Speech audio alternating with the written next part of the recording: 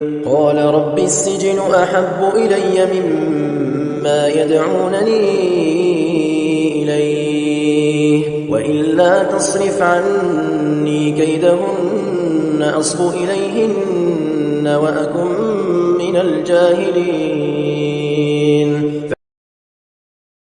یوسف نے دعا کی کہ یا رب، یہ عورتیں مجھے جس کام کی دعوت دے رہی ہیں اس کے مقابلے میں قید خانہ مجھے زیادہ پسند ہے، اور اگر تو نے مجھے ان کی چالوں سے محفوظ نہ کیا تو میرا دل بھی ان کی طرف کھنچنے لگے گا، اور جو لوگ جہالت کے کام کرتے ہیں ان میں میں بھی شامل ہو جاؤں گا. استجاب له ربه فصرف عنه كيدهن إنه هو السميع العليم. چنانچہ یوسف کے رب نے ان کی دعا قبول کی اور ان عورتوں کی چالوں سے انہیں محفوظ رکھا. بے شک وہی ہے جو ہر بات سننے والا، ہر چیز جاننے والا ہے.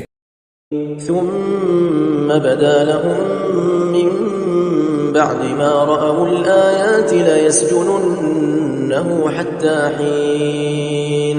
یوسف کی پاک دامنی کی بہت سی نشانیاں دیکھ لینے کے بعد بھی مناسب یہی سمجھا کہ انہیں ایک مدت تک قید خانے بھیج دیں.